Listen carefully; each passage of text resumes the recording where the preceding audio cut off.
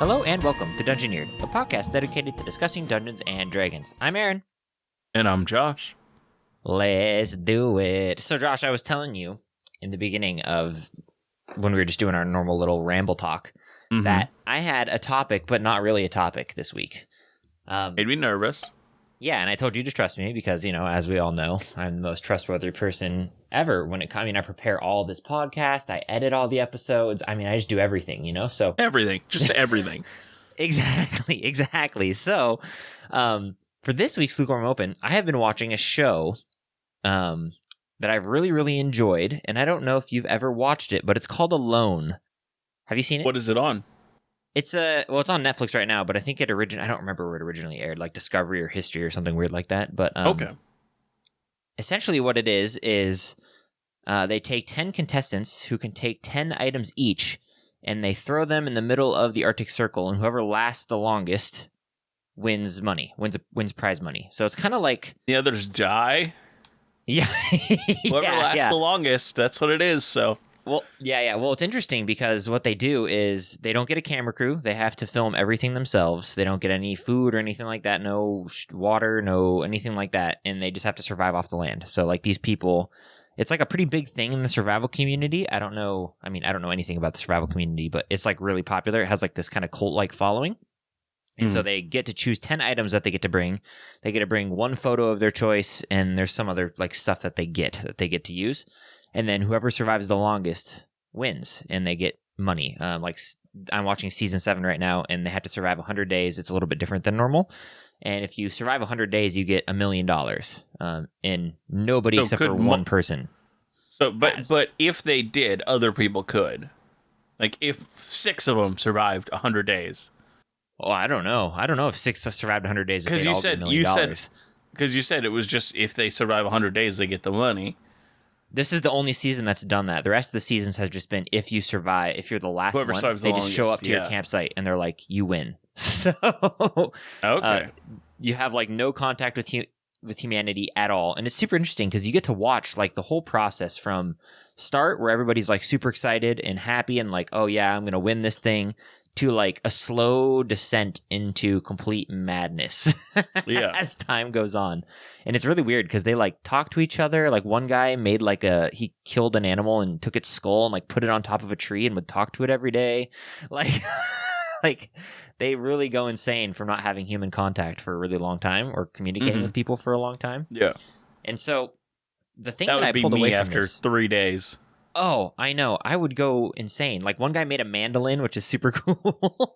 like you have to keep yourself entertained, and obviously it's really difficult to survive because they start in September, at least in season 7. They started in September and they have to go all the way past Christmas, right? And it's like -30, -40 at Christmas time up there, which is you have no shelter, you have to make it yourself, like crazy, right? And I was talking to my brother because my brother's obsessed with this show, and I was like, why on earth would anybody want to do this? Like, it sounds like total torture. But it was interesting because recently I have been in a weird section of YouTube, which I might have been telling you a little bit about, where like I've been watching a lot of like people build their own houses. I don't know why. I have no idea why. And it kind of reminded me of Alone because these people are going up there and they're like building their own shelters and stuff for no money whatsoever. I've been like looking to buy some land possibly or make a house or do something like that, and I think it'd be really fun. And so I thought, what topic? We got to make a topic out of this for the Lukewarm Open. And my initial thought was, I know we've talked a little bit about like player housing and like making, like player base of operations, like a fortress or a castle. And so I kind of wanted to expand on that and dive into what do you do when you're making like a fortress for your players or a fortress in general? Like what do you think about? What do you make? Do you give players these kind of things? Do you not? Does it depend? Kind of what's your thought process on these? I would say it really depends. I think so. What I did in this current campaign was I had just said, oh, this castle existed and they knew it existed, but it wasn't until a moment in time where their original place that they were at, their city in this post-apocalypse, that it became, hey, could we like host a lot of these people at that castle if we clear it out, that it kind of became this player home. It wasn't never, that was not the intention of its original invention, but it kind of became that. So do you normally like make the background of a place first before you like make like is it normally just the players stumble upon it and they claim it as their own, or do you like give them that as a reward, or does it just depend? I think it depends. I think next campaign, I'm already like heavily into the planning of it. I think I might try like full on giving them, like letting them have their own domains and houses and stuff. And it's pretty fun. I backed Matt Colville's Kickstarter, the original one on Strongholds and Followers. Yeah. And that's what that whole thing is about, is one, getting strongholds. Do you think what they are, what each player's like, how you can make it interesting for the players, and then what benefits does that give you on a more meta level? Right. I was going to ask, do you think it's an interesting thing to explore in D&D? Do you like that idea? I mean, I'm going to be honest. That is like all of what your current campaign is. So yes. Oh, it's quite a bit. Yeah. It kind of took that turn. Yeah, it took that turn. We are building a fiefdom at this point. We took it over because it was in time of need and ended up being gifted it.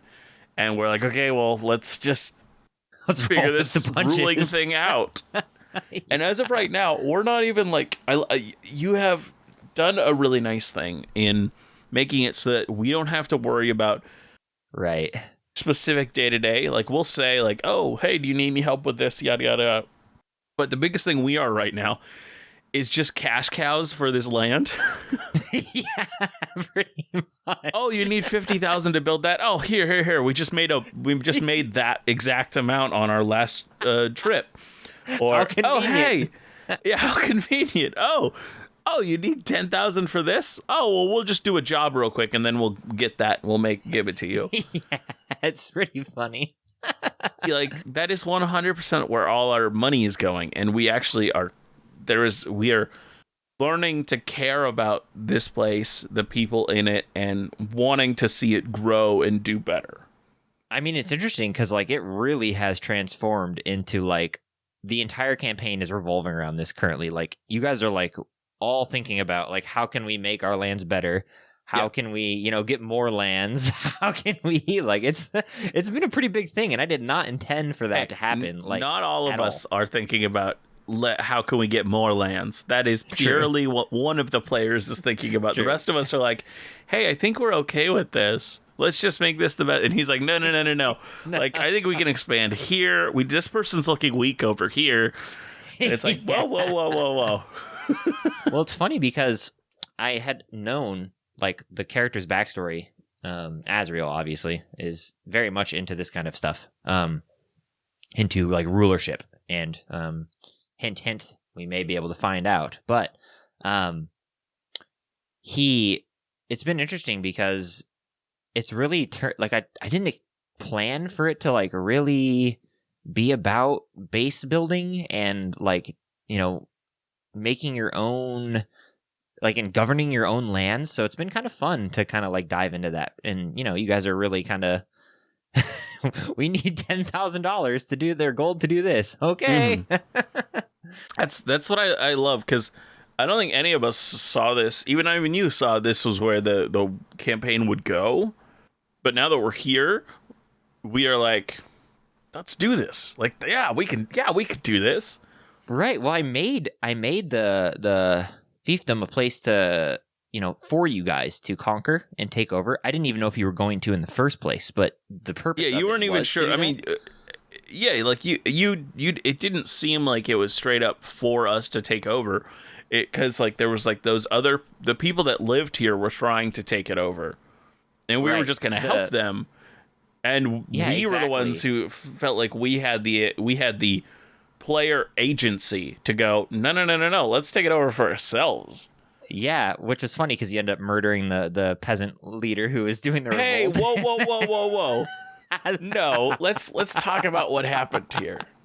Okay, yeah, enlighten me. I failed to kill him a few times. True. and failed so badly that nobody knew I was trying to kill him because it was just so off. Then the guy who wanted him to live the most, at one point when he was hurt, decided I can do surgery on him, I'll save him, and killed him in surgery.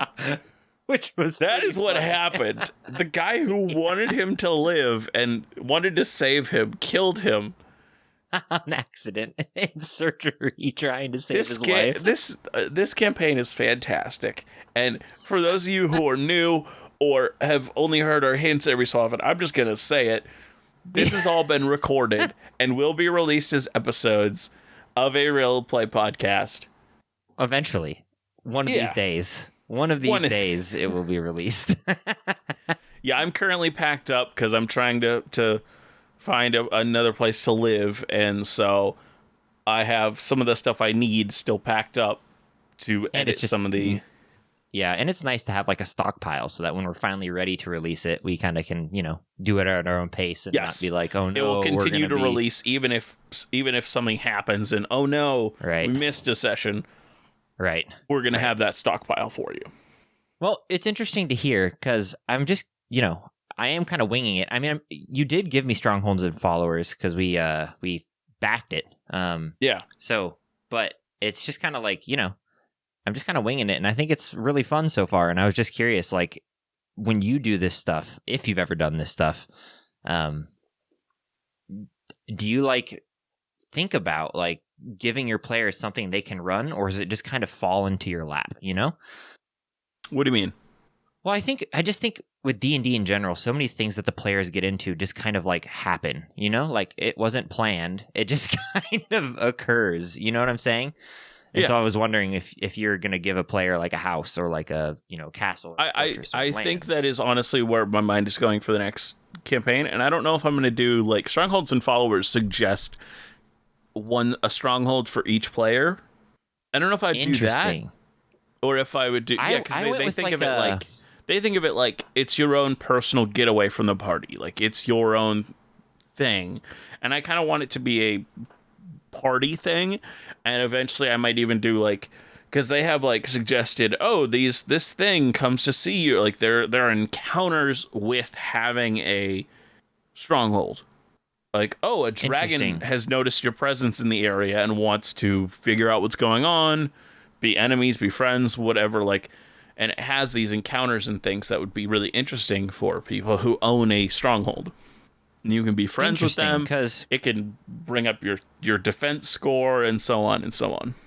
Well, it's interesting because because when I was making the stronghold, again, it wasn't for you to conquer, but like just in case that you guys did, like I could have something prepared.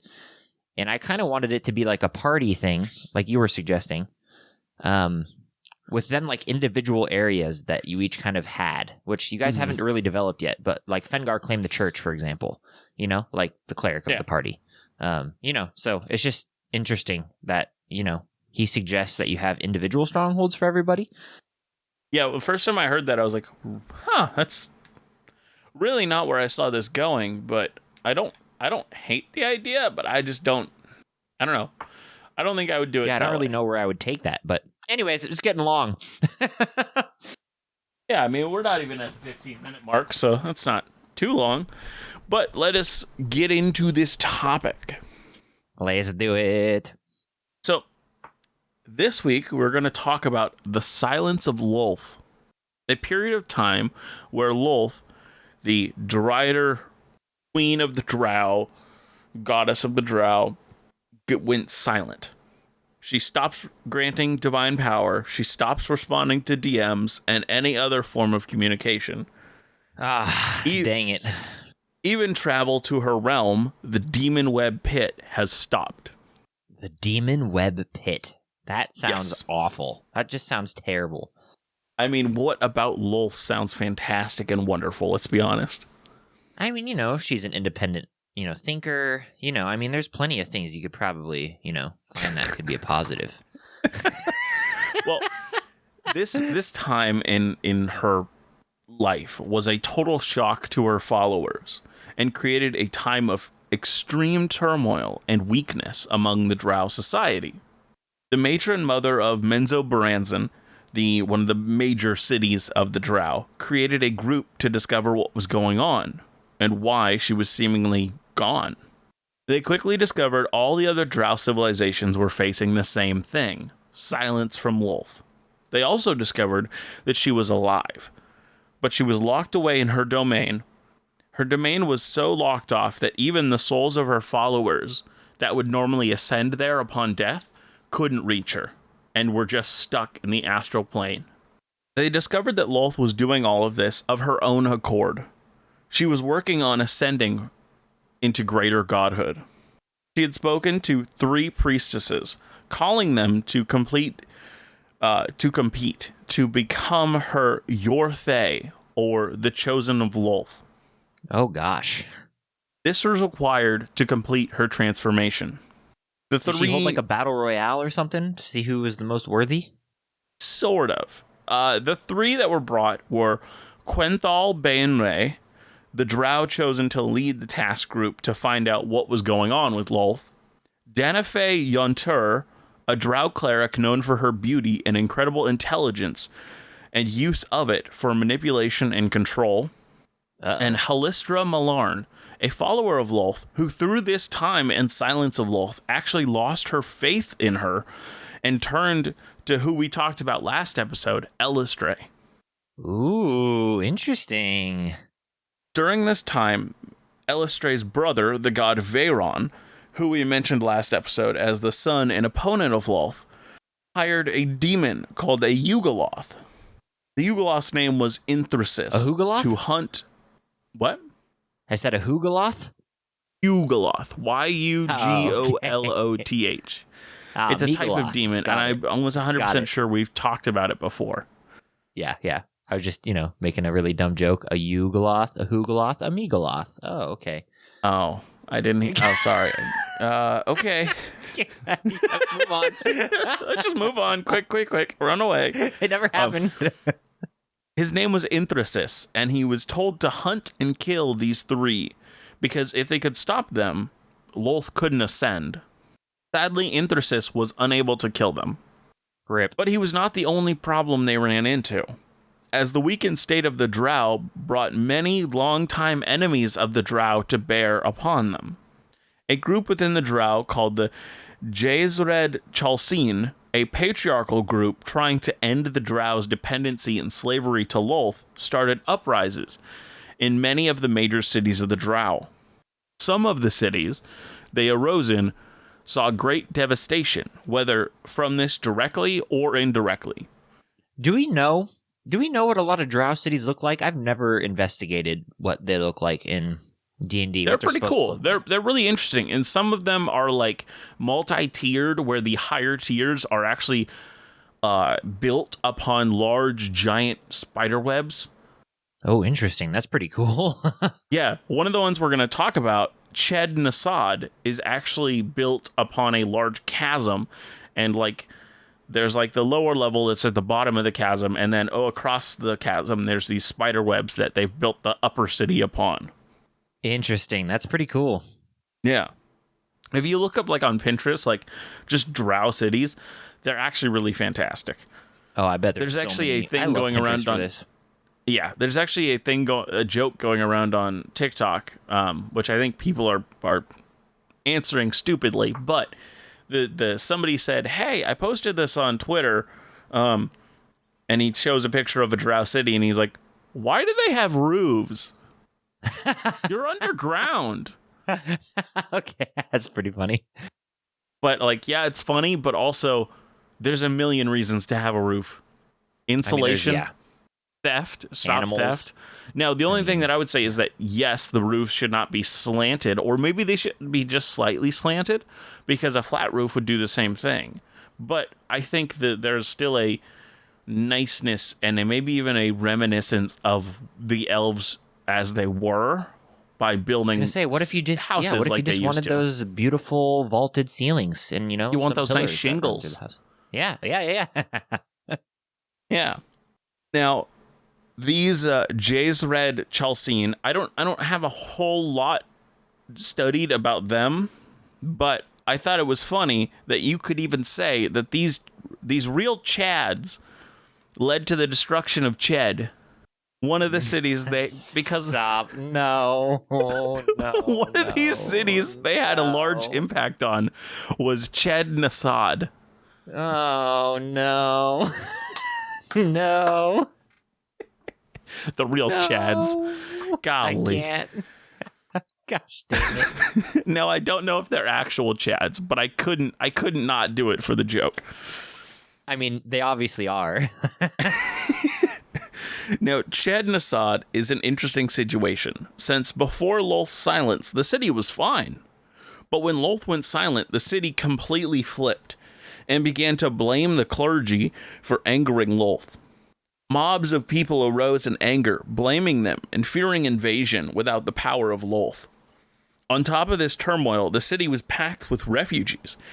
There were suggestions that there was 3 times the amount of people that normally existed in the city. Dang, that's the majority of them were starving. Now, politics never stops, and a drow matron hired a male drow to destroy her political rivals during this upheaval in the city. This drow male was a member of the Jezred Chalcine, and he hired Duragar mercenaries to destroy the other house. He even gave them a thing called stone fire, a liquid that could burn nearly everything. Ooh, interesting. They used this stone fire to burn down the manor, and it was on the higher level in Ched Nasad. It burned through the house and burned through the web underneath, causing large parts of this upper city to fall onto the undercity in the chasm below. All right, wait. I gotta stop you. Thinking about this Everfire thing. What is the show or anime? I can't remember. That has this like black fire that if you touch it, it like burns you forever, and like every time you touch something else, it continues. Naruto? Yeah, okay, that's what it is. I was like, I can't remember, and it's driving me nuts. Okay, anyways, continue. It's called. I could not remember what it was. What's the black fire called? All you can think of is Chidori, but that's not even sort of. Huh? I don't even remember how it happened. It's Sasuke. Who used it. So it's a Uchiha thing. It's when you upgrade your eye, you get it's one of the granted abilities. You can start this fire. It's like, man, I could not remember what it was. What is the black fire called? This is gonna kill me. I'm looking this up right now. We're stopping the We're podcast here now. I could not remember because I just couldn't remember where it was. And make sure you go Boku no. Oh no, you want me to mispronounce things? Oh man. Just so everybody that is an off podcast. Amaterasu. The Amaterasu. It's a Mangekyo Sharingan Dojutsu and the highest level of fire release. Yeah, I could never remember what it was, but that's what it reminded me of for some reason. You can just burn through anything and everything. Yeah. Yeah, so it's like impossible to put out unless you like cut off the limb that the fire is on. Like it's a rough situation, my guy. My guy. My guy. Situation, my guy. Now, when this massive when the massive destruction of this city, I mean this house and all of like kind of the nearby area falling to the undercity happened, 5 powerful matrons of the city got to work to rebuild and protect the city, and they did what they would normally do in this situation. They used this powerful artifact that they had to summon a gigantic spider. Now, this magic artifact was a magic item of Lolth. Since Lolth was silent at the time, the artifact, which normally granted you telepathic control over this spider, didn't work. So they just summoned this giant spider monster, which in turn summoned its own giant spider monster that rampaged on the city. Uh-oh. Mistakes. Don't you hate it when that happens, you know? Yeah, it's a real bad day when the spider you summoned to rebuild the city destroys it even more. Yeah, it's just And they struggle, completely destroy the upper city, making all of it now collapse below into the chasm. Hey, hunger problem, not much of an issue anymore. It's true. It's very true. Oh, no. Overpopulation, not a problem. Yep. Got new real estate, just came available. Now, with the entire upper city fallen and in flames, the death toll was estimated at half of all of the residents of this city. Boy, it reminds me of when the first wall fell, and remember those days? We had to march out and reclaim it. We lost half. He's talking about Attack on Titan, everybody. Hey, yeah, you got it. Nice. Now, that was just one of the cities that had massive amounts of destruction. Lots of things like this were occurring all over, from Menzoberranzan to this Chad Nazad. And while this was all going on, the three called to become Lolth's Chosen were reaching the point where they were about to enter into her sanctum, into a place where they could physically talk with her and become, and whoever was going to be chosen would be chosen as the Yorthay. Now, each of these people who were the chosen were very different from each other, and all were seen as having potential by Lolth. In the end, they were all brought before her and told of their potential, and that only one of them would be leaving there alive. And this was, in the end, sort of true, but also not quite accurate. Everyone actually did leave, just not as they thought they would. Oh, okay. Danafay, the drow cleric, was chosen as the Yorthay. For this, she was eaten by one of the... Repeat that. So, Danafay, the drow cleric, was chosen as the Yorthay, or the Chosen of Lolth. The Yorthay is just what they call it. Got it. For this, she was eaten... Is the Yorthay. For this, she was eaten by one of the avatars of Lolth, a giant spider, and became its head and torso as a drider.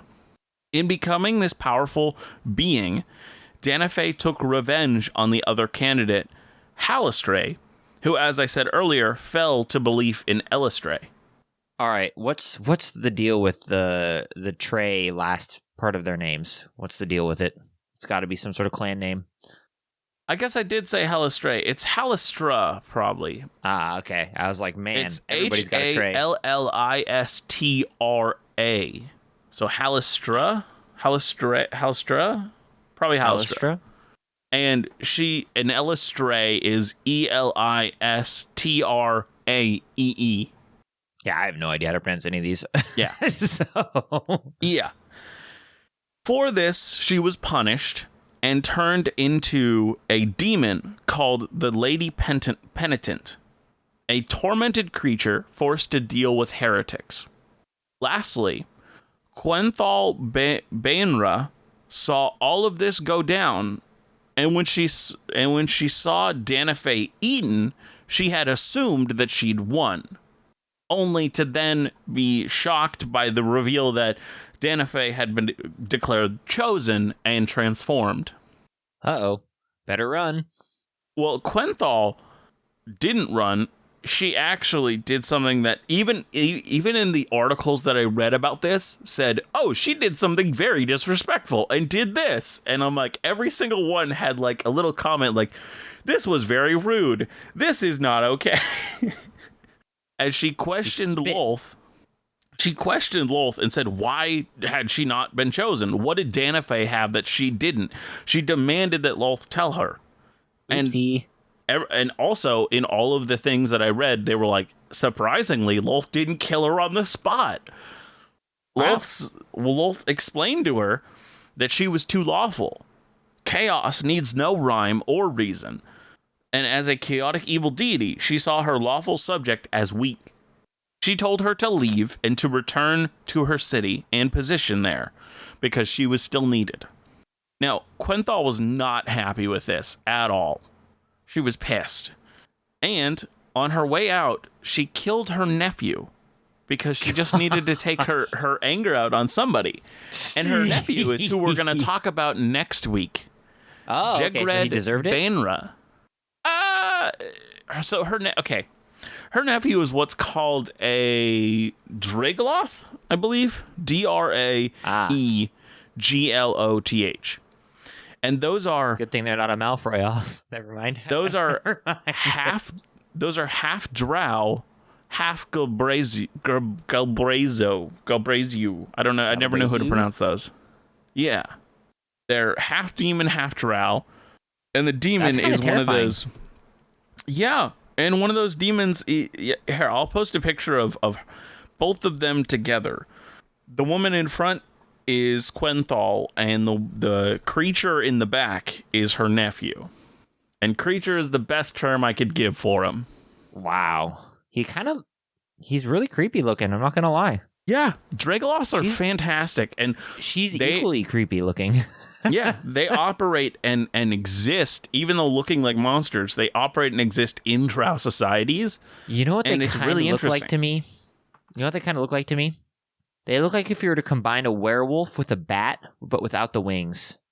That is a fantastic description, but also do remember they have 4 arms.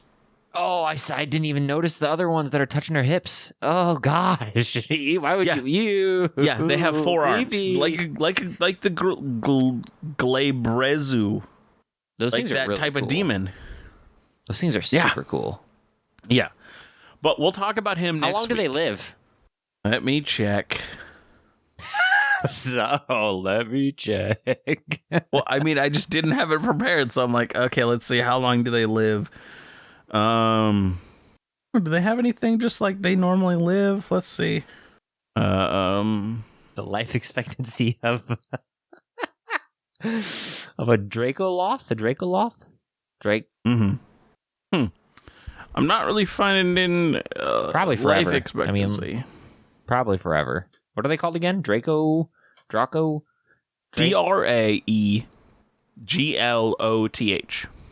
Dragloth. Boy. Here, I'm just going to read. So you know Volo and Volo's Guide to Monsters. He has a comment on Dragoloths. He says, "These drow house pets are as graceful and nimble as Waterdavian stage dancers. Only their slayers and enforcers, 4-armed brutes built like an ogre. Life isn't fair." Wow. Oh gosh. These things are really cool. Yeah. Anyways, continue. Don't get any ideas about throwing this at our party. I'm thinking about it. No, I love these guys. These guys are fantastic. You're that level. They are, yeah, they're CR7. But so with this, I thought we could build upon what does so last episode, we went off the rails. We originally planned on creating nations, and just kind of further seeing how the world split after kind of the Pangea split that we've talked about.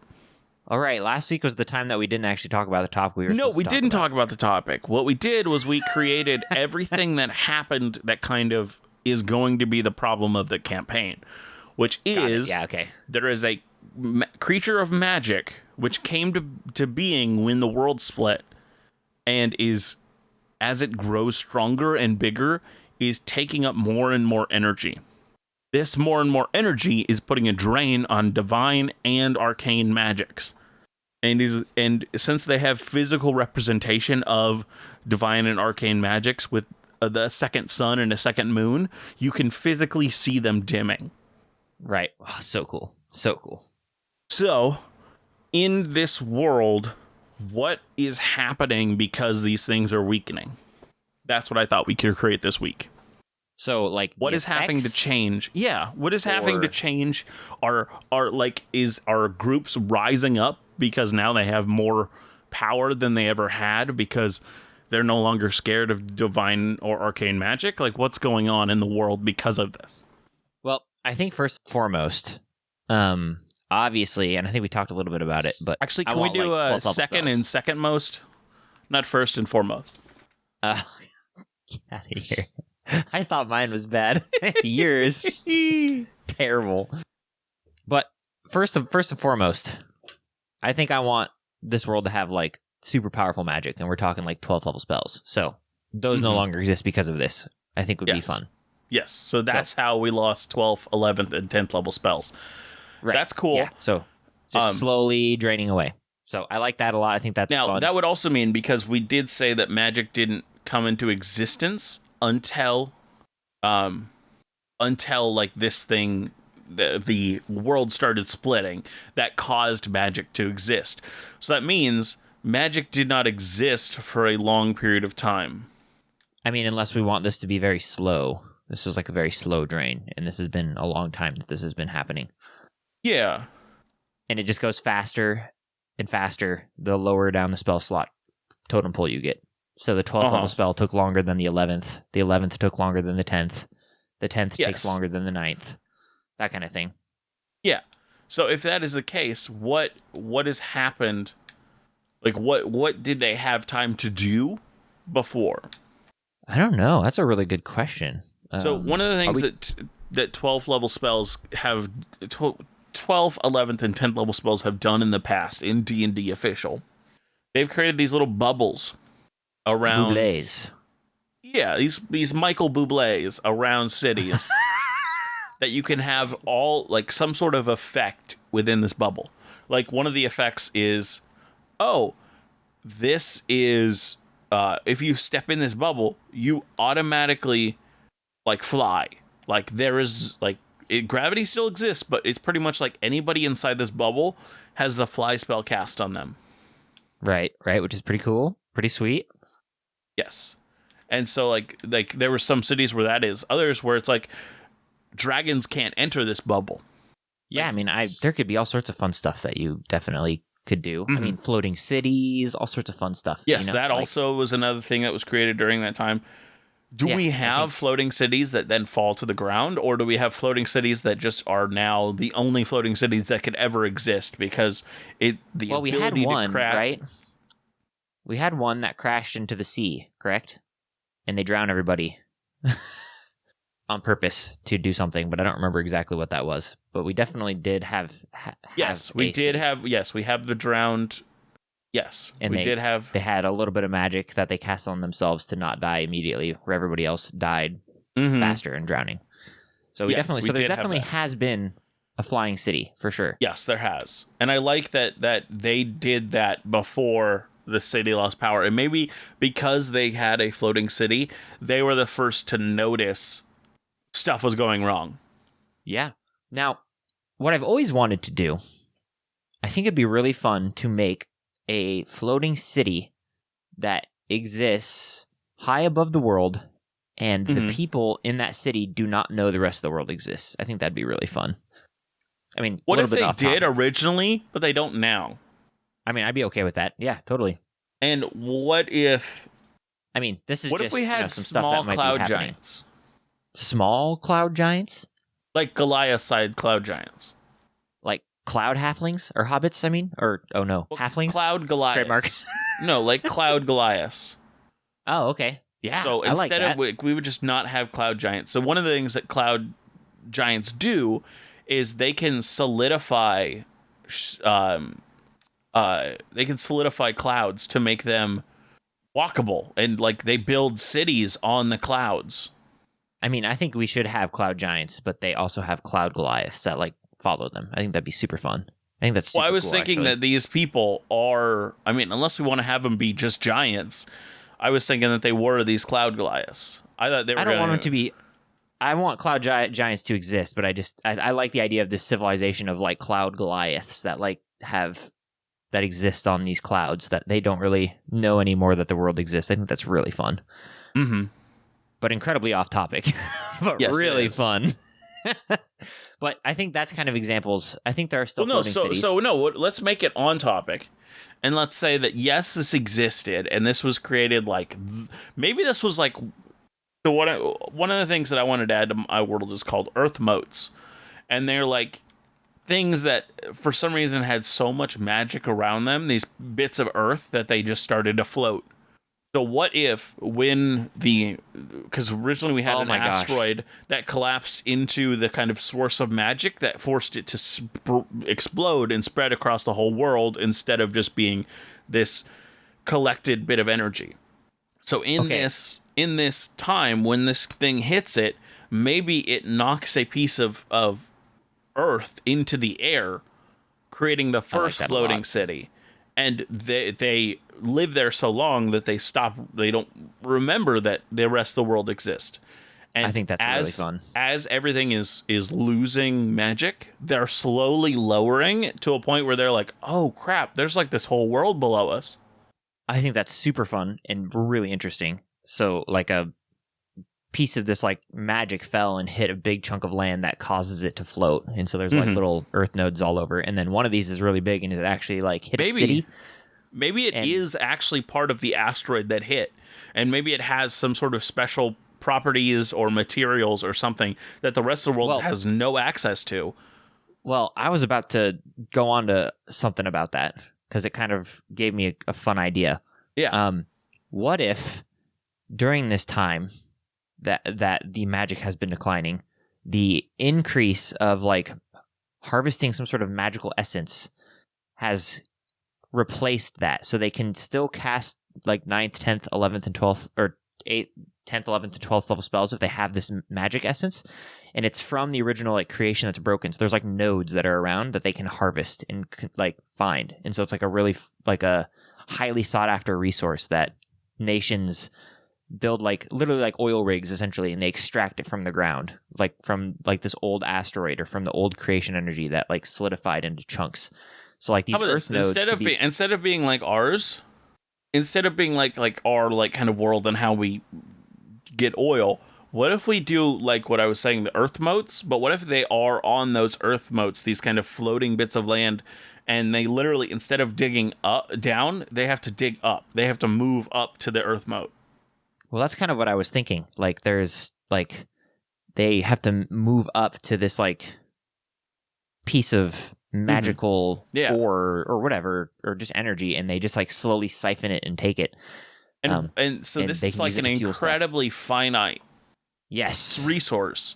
What I would say right now it's still pretty prevalent and people are mining a lot of it. Because I think that's a really fun strategic resource to have in a world. Yeah. And like you can use it with all sorts of stuff. Like you can make potions from it. You can, make spell scrolls. You can like power stuff with it. I think it'd be really, really fun. I kind of like having times of slight desperation in my world. So like, what if like they are up until this point, like maybe the point that the actual campaign is set in will be at the point where they're becoming less and less, to the point of, hey, we have these things that rely on this and we don't have them anymore, or we're running out of them. And so nations are getting desperate as they have built things that require this, and they're running, the ones in their nation are almost gone. Well, here's my thought. My thought is that there's still some left, but the world doesn't know where they're at. So like the sky is like the unexplored expanse. And so they're trying to find more nodes. And so they have to create like airships or things because they can't, like fly doesn't last long enough. Right. So they're starting to construct all these interesting devices to fly and hover and try and get up into the sky to harvest this material. I love this kind of beginning of the Industrial Revolution like setting for D&D. That's fantastic. Like we're seeing like the Wright brothers and like people trying to create like plastic wings and like trying to figure out how do we fly? How do we fly without using spell slots? Yeah, how do we get up there without spell slots, or without even this magical like stuff we're harnessing? Like how do we maybe there's like some nations that have like these parts of the ground where they have like these areas, not like trampolines, but like they have like created this kind of spell, this kind of anti-gravity spell, like launches them. Yeah. Oh, actually, no, they even have the reverse gravity spell. So maybe they have these motes of reverse gravity so that you step on them, it kind of shoots you into the air for a bit, and then you have whatever your flying device is. And like that's how they get you into the sky. You drive from there. Yeah, and then like you hit like a like you unfold your wings or whatever, and you're like trying to fly. I think it'd be really, really, really interesting. And And I'm thinking too, like the last node that they know about that they're harvesting currently is running low. And, maybe there's an entire industrial city up on top of this node still that they're using to harvest, and they have like reverse gravity, things that they just go up and down or teleport or anything like that. And so I think that's kind of like one of the things that's happening is they're trying to find more to supplement the waning magics, so to speak. And maybe they even put them in like these big, like, not world generators, but like something that like supplements the magical energy in the world. So they're like trying to like shoot out artificial magical energy to keep them from being, to keep everyone able to cast spells. I think it would be really interesting as well. Or like certain nations are giving themselves these benefits, like shooting this like magical like energy that they're harvesting into the sky so that their nations can still cast spells more effectively. Sorry, so what are they shooting into the air for this? I don't know, like they just you're using this magical essence because it's like part of the creation energy. They're just using it at like a supplement to stave off the disappearing of magic. Okay, I'm a little confused at what this is. I don't know, it's just like a mineral or something, and they can like augment it to like they augment it in a way that instead of the gates closing to shut off magic, it's still like the magic is still prevalent in that area more so than others because they've like broken it open or whatever in that area. Does that make sense? Mm-hmm. Like a perfume, but for magical energy. Like if your room was full of perfume and it's slowly dissipating and leaving, they like can use this mineral to make it stronger still. Yeah, they kind of can crush it into a dust. Or I mean anything. I don't know exactly what they would do with it, but anything like that where they can like temporarily, increase the magic within the world, the availability of magic. Yeah. And then there's a ton of personal uses that happen as well, which would be really fun. Now, maybe eventually one of the nations finds out that you can also do this to the body, the dead body of a god. So what they do is they've gone around trying to kill all like avatars or like physical forms of gods, so that they can just keep their nation afloat. Which could be very interesting. Could definitely be interesting. Or like there's like a group of like cults or whatever that their whole purpose is to kill the avatars of gods and use their power. It'd be very interesting. Yeah, that would be very cool. So I definitely see the mining of this resource being a thing that happens. And then kind of what we were talking about, maybe a little bit more experimentation on how to do other things besides use magic. So I don't know. I mean, I don't really see this as a steampunky world, but maybe there's starting to be signs of some steampunky stuff going on. Yeah, that's why I see it as like an industrial revolution, like the start of people starting to invest in this, because some people see it as, well, that's literally all we're going to have eventually, and other people see it as, well, maybe we can learn how to like get to the other resources so we don't have to learn to live without this. Right. And so I think you would see that happening for sure. And then I think different peoples of power would be rising up. No longer is it a world dominated by wizards who are casting giant, huge death balls of doom.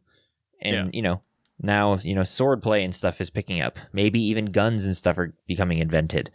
Like maybe we start seeing that to, combat and elevate different groups instead of it was once a magical world. Yeah. So the world has changed in quite a few ways to kind of deal with his lack of energy. Right. I think we've stayed pretty on topic so far, and I like that. Yeah, no. One other thing that I was thinking of is it'd be interesting and fun to create like create a group of, I don't know, like wizards or mages who are trying to figure out other sources of magic to keep their, active spells and stuff going. So I think it could be fun, another fun thing there too. Yeah. Like using, biological, mass to like plants and vegetables to try and continue spells to go, that kind of stuff, like biofuel. Like people are starting to try and like figure out how to, and maybe even like we put in like Matt Mercer's, blood stuff in the world, and people are experimenting and exploring with that too. Yeah, they're trying to like figure out where can we get power other than magic? Yeah. What other sources of power can we use? And then I think there would also be people who are trying to figure out why this is going on, right? Mm-hmm. Definitely, there's researchers. Have we decided if people know or not? I think the majority of people don't know. Don't know the reason behind it, or it's waning, or both? I think they don't know the reason why it's waning. They just know it is. I think some nations are probably trying to keep it a secret, but it's real hard to do. I mean, I have a hard time seeing like Farmer John knows that anything's going on, like yes, exactly. With 4 hit points. And like it's any place where there's magic schools and magic users, they know. But anybody who's like not a magic user, or like they're trying to keep calm in the world. They don't see a reason to worry, as you said, Farmer Joe. Right. Like he just notices the sun is getting a little bit dimmer. The second sun's getting a little bit dimmer, and the moon. Yeah. Maybe there's an ill omen on the horizon. Yeah. I think it just people see it as it's an ill omen or like something like that rather than like immediate freak out. I mean, do you think the campaign would start with the people in the party not knowing? I mean, I think so, right? I think that'd be fun. Yeah. I think I would wait till they talk to somebody, or maybe they even have a chance to see it themselves. Like, for some reason your spell wasn't as effective as it should have been. Okay. Now along this line too, though, how long do we want this to happen? How long has this been happening? Like the diminishing of magic? Well, I think it's a continual thing that's just been happening for a while. Right, and so but how long is this timeline? Is this like 1,000 years? Is this like 1,000,000 years? Like, do we want this to be long or very short? Well, I think it's only been like actually having an effect, like physically becoming less, 200 years. So very, very, very short time. Yeah, like two human lifetimes. I think I want it to be a little bit longer to give the need for technology to develop a little bit. Okay, so I got 1,000 years. Yeah, I'm thinking like 5, 6 human lifetimes, because then it would be like, hey, we're starting to notice something in the first generation, and then 2 generations later, it's kind of like, hey, this is kind of like taking our abilities away over time compared to what I've read and the stories I've heard, and then 3 generations of we're starting to develop like new stuff, Yeah. Like I don't want it to be like real Earth creation stuff where it's like really long and slow drawn out process. But I want it to be at least have a little bit of development, a little bit of steam. No pun intended. Behind it, so that it's not just like brand new. Yeah. Do we think there's groups pursuing the leaving of magic, like they want it to go? I think so, but do you think these are like cults, or do you think these are like well-respected institutions? Honestly, I could see both. I could see both for sure. I kind of like the idea of like there's like one large cult that's what it's like, let's go for this. And I think there are members of this cult that are like high up peoples in the society. Like there's one that's like a head of a mage's college, and like he's like, yeah, let's make it go quicker. How do I make it go quicker is what he's studying. Yeah, well, I mean, I could even see that like some of these people are like pushing the technology route. Like, let's abandon magic. Let's go technology, Like, we don't need this archaic thing anymore that once fed our ancestors. We can move into the new realm of, Mm-hmm. There's probably also society. People that are like scared of technology. Like, oh, it's scary. There's all these mishaps. There's dangers of doing it. And now all my brain is thinking about is Arcane, the Netflix show. I've never watched it. I've heard it's so good. Oh, it's really good. And in that one, it's the kind of the opposite of the opposite. They are all technology, that when one person's like, hey, could we do like magic and technology? They're like, whoa, magic's dangerous. Back up, my guy. Slow down. And so like it would be interesting to see it the other way of the world's went magic, magic, magic, and they're like, hey, what about magic and technology? And they're like, whoa, technology's dangerous, my guy. You can't do that. Yeah. And I think it'd be really fun too. You know how there's always the common trope of like you walk into a village and like you cast like a spell and everybody's like, oh, it's a witch killer. What if it was like you take out like a piece of technology and everybody's like, oh my gosh, it's a witch. He's got an Apple Watch. Get rid of him. Yeah. Yeah. Because that's like the first technology made, of course. Yeah, he's got an Apple Watch. It's a Fitbit. Run! Oh, run! He's tracking his steps. No. That's how. If we all run, it can't track all of our steps. They're tracking us through that technology. Yeah, I mean, I would definitely see, cults arising that are. I mean, obviously not that insane, but you can definitely have like cults that do that. I mean, they happen in real life. So, yeah, it does. I think that would be fantastic. I think that's really interesting and a really interesting way to go. Yeah, I mean, I think we need to start, making nations and starting making like, people groups in this world that have now started to form because, we're getting fleshed out in like the idea that we kind of want to go for. Do you think there's technology hunters, like people that are hired specifically to destroy technology? Heck yeah. I think that's so cool. And I think that's what we should make next week as we talk about Jegren Bainray. You might have to cut that out. That might be copyrighted. I don't know what the Techno Hunter is. No, it's just Dog the Bounty Hunter, but Ted the Techno Hunter. Anyways, I don't even know if you know who Dog the Bounty Hunter is. Dog the Bounty Hunter sounds familiar. Yeah, he's a dude with long blonde hair, runs around and gets bad guys. In what? It's a TV show. It's like a reality TV show. Oh, it's called Dog the Bounty Hunter? Yeah, and the theme song is in that tune. Okay. Well, yeah, I don't know. But yes, we'll talk about what that is next week. Yeah, but I think that'd be fun. For this week, is there any other thing that we're like, man, I think this is how the world responds to this? Anything like we really want to make sure is in? I don't know. I mean, I just see like normal things being made that like maybe they're starting to, build aqueducts and things like that instead of transporting water magically or creating water, just creating you just start to see, you just start to see society like deal with this lack of that's actually really interesting to see just a society that's normally been so like, oh, we just do it with magic, starting to require infrastructure in a way that they didn't have before, building roads when normally they would just teleport, when like, because that's part of my world like my next campaign, like if you walk from one city to another, you are like the poorest of the poor or a bandit. Right, exactly. Like it is like much more like financially doable to just work for like 2 extra weeks instead of traveling a month there, like walking. You just work 2 extra weeks, you make the amount of money you would need to teleport yourself, and then boom, you're there and you have 2 extra weeks.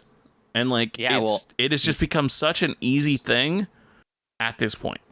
Well, and I think too, like maybe horses and things are getting bred more for travel, and like you're just starting to see these things occur more. Like maybe like big teleportation centers in cities just don't work anymore. They just aren't functioning.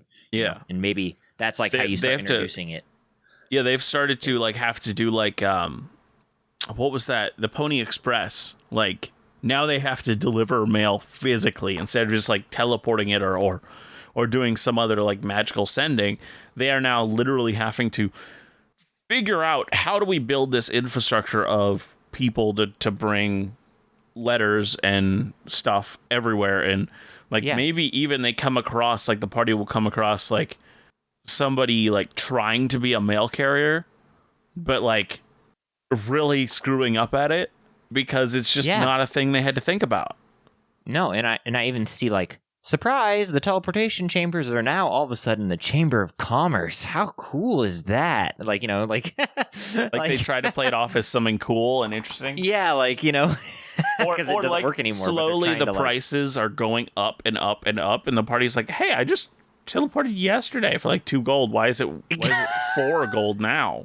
Yeah, no, exactly. The people are just like, inflation. Inflation. Yeah. It's real bad right now. No, exactly. Like that kind of stuff I think would be really prevalent. And I think, you would start seeing that kind of stuff where, infrastructure is being invested into more instead of like magical arcane means. You would start seeing, where once great arcane buildings are now, I would have a lot of fun myself figuring out what each nation sees as important and their first infrastructure. Like what the main infrastructure they start building first. I mean, that's something we can explore too. I mean, yeah, you could have a lot of fun with like each nation which way they go, and which what things they're doing. Like I think it could be very interesting. Or the nation that's not changing at all, like they're just trying to keep the arcane going. Yeah, they're making it like as unobvious as possible, like being as like covering it up as much as possible. Like you start seeing airships instead of just being completely powered and floating, they now like power like mechanisms that like helicopter blades instead of, like the magic is now powering something smaller but still being able to fly the ship. Like, you know what I'm saying? So instead of just like literally a giant ship flying through the sky with like big glowing orbs on the bottom, it's now like, has like these propellers that are pushing it and, keeping it up instead of, to power it in other means, more efficient means. So it could be very interesting. Yeah, that would be really cool.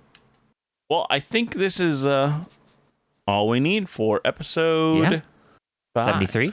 75? Oh, gosh, I don't even know where I'm at. Really don't. No, I have lost track of all time. Ever since that gate started closing, I just can't remember what time it is, Yeah, you got to get your Apple Watch. Sorry, in this world, it's a pair watch. Yeah. Yep. Legally distinct pair watch. Yeah. Yep. It says never leave the house unprepared. Oh no. Yeah, it is. Trademark it. Golly, that's the worst. I hate it so much. It's so bad. Okay, we're rambling. We are. Now, if you listen to us on any podcasting apps with ratings and reviews, we would really love it if you would write a review. Let us know what you think about the show. It really helps bring more engagement to the show as well by showing that you enjoy it. If you want to write to us, give us suggestions of topics, lukewarm opens, anything. Maybe just talk about your world or something cool you created, or want to talk to us about something we created. We'd love to do it. You can email us at dungeoneered@hotmail.com. Anything else you can think of, Aaron? Not really. I need a new cooking knife set. So if someone wants to email me their favorite cooking knife set, like what you use and recommend, then that'd be cool. Okay. Well, I need a good, solid set of kitchen knives. And I don't know which one to buy. You could email us that too. Well, thank you all for listening. And as I always say, always remember to be the sharpest barrel in the bunch. See you next time. Bye.